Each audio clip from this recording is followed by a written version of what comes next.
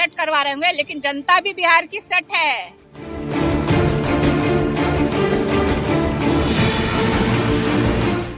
नमस्कार, आप देख रहे हैं अपना बिहार। मैं हूं आपके साथ विभा उपाध्याय। बिहार में अभी चुनाव का बिगुल भी नहीं बजा और ईवीएम का जिन्न एक बार फिर से बाहर आ गया है। देश में अब तक हुए चुनाव में ऐसा देखा गया है कि जब कोई पार्टी हारती है तो उसके निशाने पर ईवीएम जरूर होता है। बिहार में 2025 चुनाव को लेकर एनडीए के 225 सीट जीतने के दावे का जवाब विपक्ष ने ईवीएम पर सवाल उठाकर देना शुरू कर दिया है।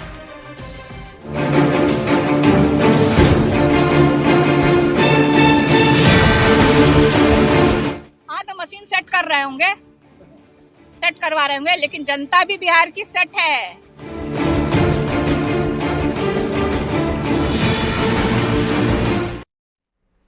दरअसल हुआ ये कि चुनाव में डिप्टी सीएम सम्राट चौधरी के 225 सीट के दावे पर पाटलिपुत्र से आरजेडी की सांसद मीसा भारती भड़क उठी। उन्होंने सम्राट चौधरी पर तंज कसते हुए कहा कि मशीन सेट करवा रहे होंगे अपने लोगों से, लेकिन इस बार बिहार की जनता भी सेट है। वो इधर उधर कहीं भी वोट नहीं देने जा रही। मशीन सेट कर रहे होंगे, सेट करवा रहे होंगे, लेकिन जनता भी बिहार की सेट है।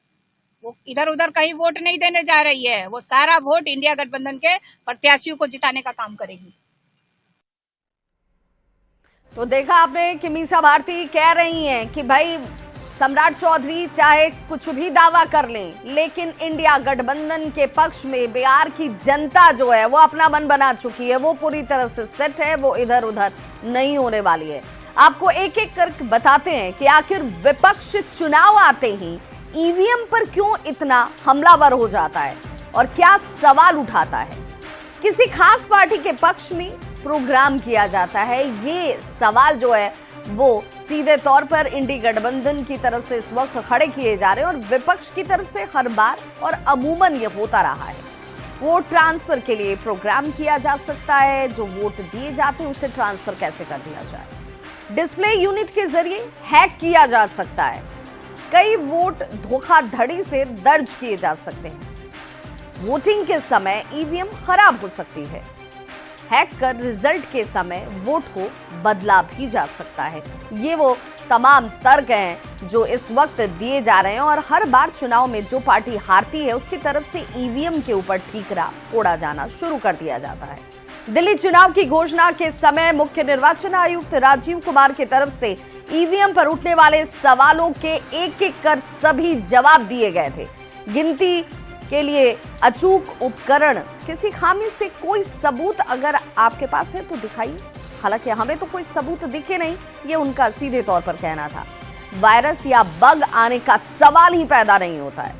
अवैध वोट का कोई सवाल ही खड़ा नहीं होता है। टैंपरिंग के आरोप जो लगाए जाते हैं वो पूरी तरह से निराधार है। उसके पीछे किसी तरह का कोई आधार ही नहीं है, सिर्फ मन गढ़ंत बातें हैं, ये कही गई थी। ईवीएम पर सवाल जवाब के बीच नेताओं में अब बयानबाजी का दौर एक बार फिर से शुरू हो चुका है। एनडीए ये कह रहा है कि विपक्ष को हार का डर अभी से सताने लगा है, जबकि विपक्ष का ईवीएम पर सवाल जस के तस बरकरार है। किसी भी नेता पर टीका टिप्पणी के पहले उन्हें अपने अतीत को देखना चाहिए। वह जमाना गया जब बूथ लूट लेने की परंपरा उनके शासन में हुआ करती थी।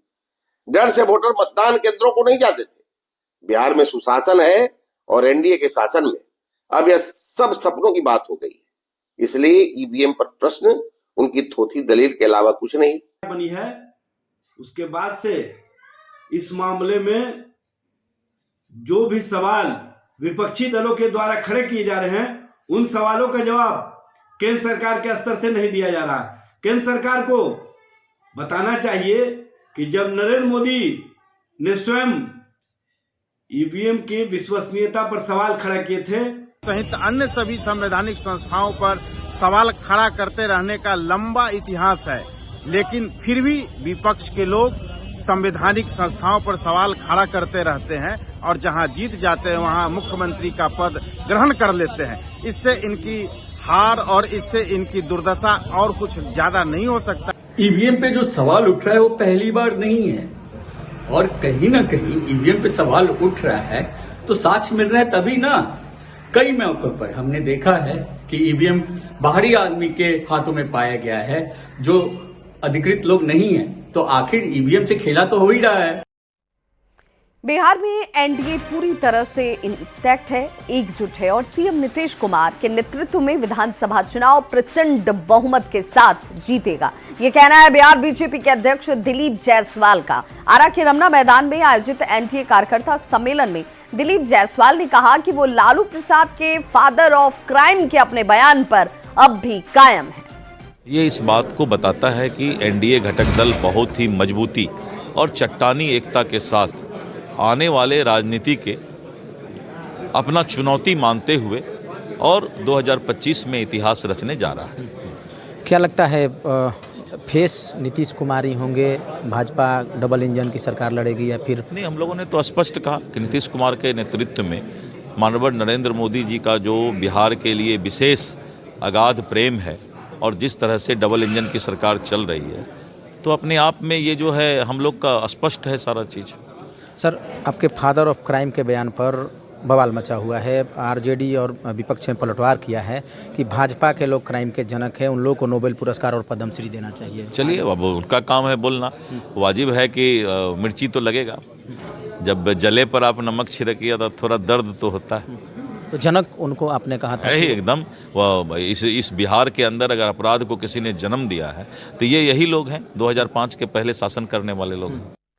तो आरजेडी पर इस वक्त बीजेपी के नेताओं की तरफ से चौतरफा वार किया जा रहा है। औरंगाबाद में 31 जनवरी को होने वाले एनडीए के सम्मेलन की तैयारियों का जायजा लेने पहुंचे पार्टी के प्रदेश प्रवक्ता अरविंद सिंह आरजेडी पर जमकर बरसते नजर आए। प्रवृत्ति, जलाली संस्कृति और दलालों से भरा हुआ दल था। चारों तरफ दलाली थी, माफियाओं का राज था, नरसंहार था, भ्रष्टाचार था और परिवारवाद था। और आज माननीय मुख्यमंत्री नीतीश कुमार जी के नेतृत्व में बिहार में महिलाओं को आरक्षण देने का काम उन्होंने किया, महिलाओं को विकास किया, बच्चों को स्कूल भेजने का काम किया, शिक्षा, स्वास्थ्य, दवाई, जन्म देते उनको, जो महिलाओं को, गर्भवती महिलाओं को पैसा और हर एक बुजुर्गों को इलाज, ये संभव हुआ। और अब बात मुख्यमंत्री नीतीश कुमार की प्रगति यात्रा की। तो एक दिन के स्वास्थ्य लाभ के बाद आज मुख्यमंत्री नीतीश कुमार पूर्णिया के लिए निकलने वाले हैं, जहां पर सीएम नगर प्रखंड के मजरा में अलग अलग विभागों की ओर से लगाए गए स्टॉल्स का निरीक्षण करेंगे। मजरा में आयोजित कार्यक्रम के बाद सीएम नीतीश रंगभूमि मैदान पहुंचेंगे। यहां 41 करोड़ की लागत से बनने वाले सिंथेटिक ट्रैक और स्विमिंग पूल निर्माण का शिलान्यास किया जाएगा। इसके अलावा भुटहा मोड़ में बाईपास सड़क पर बनने वाले आरओबी का शिलान्यास भी करेंगे। सीएम कामाख्या स्थान भी पहुंचेंगे। पूर्णिया में आज के कार्यक्रम के बारे में ज्यादा जानकारी दे रहे हैं न्यूज़ 18 संवाददाता कुमार प्रवीण।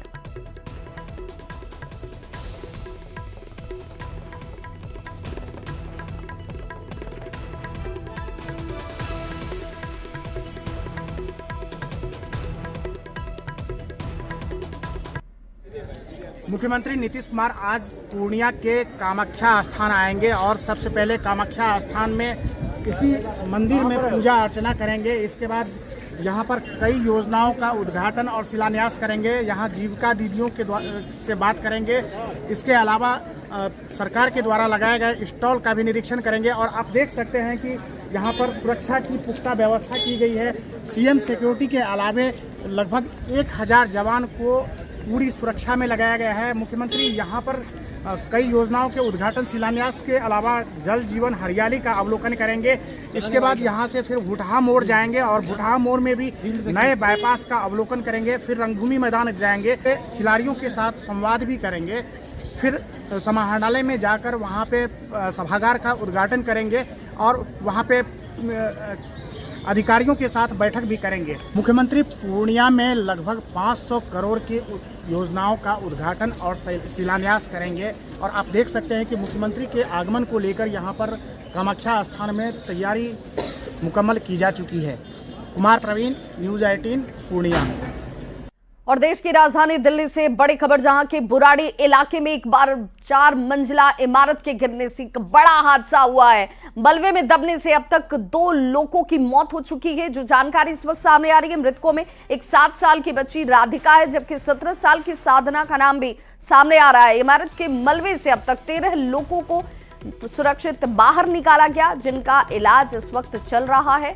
लगातार रेस्क्यू टीम यहां पर घटनास्थल पर मौजूद है और मलबे में फंसे हुए और दबे हुए लोगों की जो आशंका जाहिर की जा रही है, उन्हें निकालने का प्रयास किया जा रहा है। जानकारी के मुताबिक ये निर्माणाधीन इमारत थी। कल शाम से इस जगह पर रेस्क्यू ऑपरेशन इस वक्त चलता हुआ और ये सीधी तस्वीर इस वक्त आपके टीवी स्क्रीन पर, यहाँ पर इस वक्त भी युद्ध स्तर पर रेस्क्यू ऑपरेशंस चलाए जा रहे हैं, क्योंकि आशंका ये जाहिर की जा रही है कि कई और लोग हैं जो दबे हुए हैं और उन्हें जल्द से जल्द निकाला जाए। इसलिए इस रेस्क्यू ऑपरेशन को और रफ्तार और धार दी जा रही है।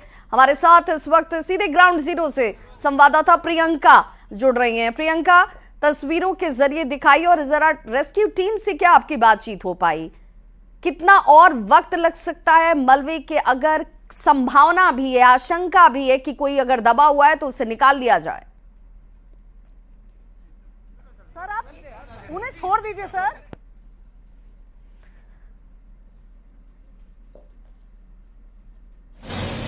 तो ये तस्वीरें आपके सामने घटनास्थल की, जहां पर देखिए जेसीबी मशीनें जो हैं वो लगातार इस मलबे को हटाने का प्रयास कर रही हैं। जेसीबी की 4 से 5 मशीनें यहां पर लगी हुई हैं। एनडीआरएफ की टीम अत्याधुनिक उपकरणों को लेकर भी पहुंच रही है। ये भी कहा जा रहा है कि यहाँ उन टीमों की एक्सपर्टीज का इस्तेमाल भी किया जाएगा और उस वजह से इस रेस्क्यू ऑपरेशन में और रफ्तार आएगी, तेजी आएगी। रेस्क्यू ऑपरेशन जल्द से जल्द पूरा कर लिया जाए, क्योंकि जितना ज़्यादा वक्त बीतेगा, अगर किसी के अंदर दबे होने की आशंका जाहिर की जा रही है तो उसके बचने की संभावनाएं उतनी कम होती चली जाएंगी और इस वजह से यहाँ पर लगातार प्रयास किए जा रहे हैं।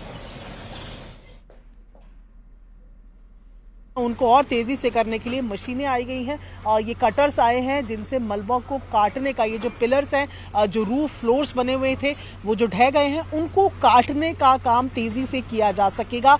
यहाँ पर स्निफर डॉग की मौजूदगी के साथ ये मशीन्स भी लेकर आए गए हैं, जिससे कि इस काम में थोड़ी तेजी आए।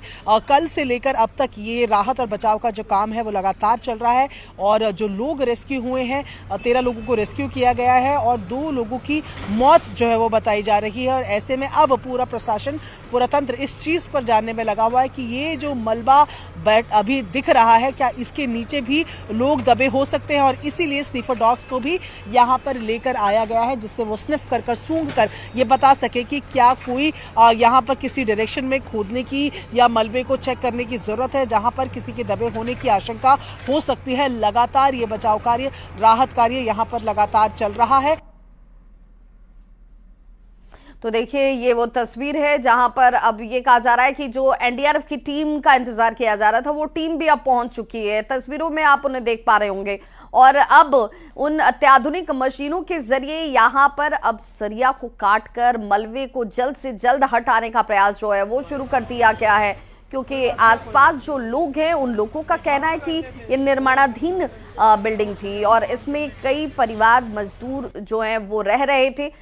इनमें बिहार के कई लोगों की चर्चा सामने आ रही है, जो लोग यहाँ पर मजदूरी का काम करने के लिए पहुंचे हुए थे, परिवार के साथ रह रहे थे इसी बिल्डिंग के अंदर, और अचानक से ये बिल्डिंग जमींदोज होती है और इसमें इन लोगों के दबने के बाद अफरा तफरी का माहौल बन जाता है। हालांकि रेस्क्यू ऑपरेशन कल शाम से ही शुरू कर दिया गया, लेकिन जो परिजन हैं, अपने जानने वाले जो लोग हैं, वो अब घटनास्थल पर पहुंचकर जल्द से जल्द इन लोगों के अगर दबे होने की आशंका है तो चाहते हैं कि रेस्क्यू ऑपरेशन पूरा किया जाए और लोगों को सुरक्षित बाहर निकाला जाए। हालांकि इस वक्त तक की जानकारी ये कहती है कि 13 लोगों का रेस्क्यू किया गया है, जो किन्हीं को गंभीर चोटें हैं, किन्हीं को मामूली चोटें हैं, लेकिन सभी को उपचार के लिए अस्पताल ले जाया गया है। 2 लोगों की मौत हो चुकी है, जिनमें एक 7 साल की बच्ची है और एक 17 साल की बच्ची का नाम सामने आ रहा है। मलबे में हालांकि जब आशंका ये जाहिर की जा रही है कि कुछ लोग और दबे हो सकते हैं, इस वजह से अब एनडीआरएफ की टीमें भी यहाँ पर रफ्तार से काम करती हुई नजर आ रही हैं। ये कल देर रात की तस्वीर आप देख पा रहे हैं। जैसे ही हादसा हुआ उसके बाद तुरंत जेसीबी की मशीनों को घटनास्थल पर दिल्ली प्रशासन की तरफ से रवाना किया गया और बुराड़ी में ये मकान जो निर्माणाधीन थी, जिसमें 7 साल की राधिका और 17 साल की साधना की दुखद मौत हो गई है। 13 लोगों का रेस्क्यू किया गया, इन सभी को अस्पताल तक पहुंचाया गया और फिलहाल अन्य लोगों के अगर दबे सभी घायल जो हैं वो बुराड़ी सरकारी अस्पताल में इस वक्त भर्ती हैं।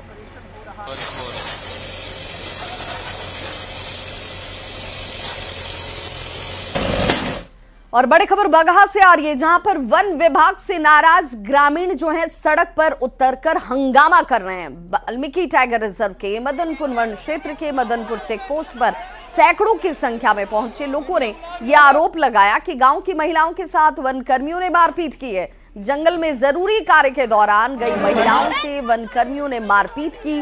आक्रोशित लोग जंगल क्षेत्र से गुजर रही NH 727 पर पहुंचकर सड़क को जाम कर चुके हैं। आंदोलनकारी दोषी वन कर्मियों के खिलाफ कार्रवाई की मांग पर अड़े हुए हैं। सूचना के बाद मौके पर नौरंगिया थाना की पुलिस पहुंची और इस मामले की जांच का भरोसा देकर इस हंगामे को शांत करने का प्रयास किया जा रहा है। इस खबर पर ज्यादा जानकारी के साथ हमारे साथ जुड़ चुके हैं न्यूज़ 18 संवाददाता मुन्ना राज। क्या लोगों का आक्रोश शांत हो पाया है? अभी भी हंगामा जारी है। पूरा मामला नौरंगिया थाना क्षेत्र के मदनपुर का है, जहां मदनपुर चेक पोस्ट पर सैकड़ों की संख्या में महिला और पुरुष पहुंचे हैं और वहां हंगामा कर रहे हैं और वन विभाग के खिलाफ काफी आक्रोश का माहौल है। हालांकि सूचना पर पहुंची नौरंगिया थाना की पुलिस स्थानीय लोगों से बातचीत जरूर कर रही है, लेकिन ग्रामीण इस बात को लेकर भड़के हैं कि चूंकि जो महिलाएं जंगल के आसपास गई थी, उन महिलाओं के साथ वनकर्मियों ने मारपीट की है और मारपीट के निशान भी स्थानीय लोगों ने पुलिस को दिखाया है। तो निश्चित तौर पर एक बड़ा मामला सामने आया है और जिसके बाद लोग हंगामा कर रहे हैं। हालांकि पूरे मामले को शांत कर पुलिस ने कार्रवाई का भरोसा जरूर दिया है, लेकिन जिस तरह से सूचना आ रही है कि वाल्मीकि टाइगर रिजर्व के आसपास जो रिहायशी इलाके हैं, वहां की महिलाएं निश्चित तौर पर जलावन के साथ ही और अन्य आसपास खेतों पर भी जंगल के किनारे से होकर निकलती है और इन्हीं महिलाओं के साथ मारपीट का मामला सामने आया है, जिसके बाद यह बवाल हुआ है। जी बहुत बहुत शुक्रिया मुन्ना राज इस तमाम जानकारी के लिए। सोशल मीडिया पर फेमस होने के लिए युवा कानून को हाथ में लेने से भी गुरेज नहीं कर रहे, बाज नहीं आ रहे। नवादा में रील्स बनाने और लाइक के चक्कर में युवाओं ने कानून को देखिए कैसे हाथ में ले लिया।